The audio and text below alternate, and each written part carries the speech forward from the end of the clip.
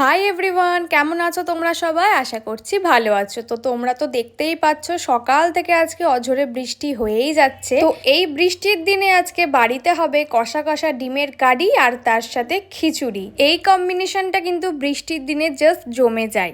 তো যাই হোক, ডিম করবার জন্য এখানে যে মশলাপাতিগুলো লাগবে সেগুলো রেডি করাও কমপ্লিট। আর এদিকে ডিমগুলো আমি একটু বেশ লাল লাল করে ভেজে নিচ্ছি। আর পাশের গ্যাসে কিন্তু বড় হাঁড়িতে করে বসানো হয়েছে খিচুড়ি।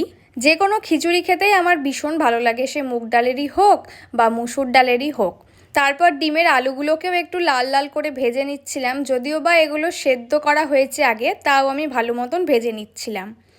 আর তারপর পেঁয়াজটাও এখানে ভেজে নিচ্ছিলাম। যে কোনো মশলাপাতি সেগুলোকে ভেজে রান্না করলে কিন্তু তার টেস্টটা একটা আলাদাই হয়। তো যাই হোক, এবার মশলাটাকে ভালো মতনভাবে কষিয়েও নিয়ে জল দিয়ে দিয়েছি। আর এবার কিন্তু ডিম আর আলুগুলোকে আমি ঝোলের মধ্যে ফেলে দেব আর একটু ভালো মতনভাবে ফুটিয়ে নেব, কেননা এতটা ঝোল রাখবো না, একটু কষা কষা করব ডিমের কারি সেই জন্য। আর আজকে বৃষ্টির ওয়েদারে তোমাদের বাড়িতে কি কি রান্না হচ্ছে আমাকে কিন্তু অবশ্যই কমেন্ট করে জানিও।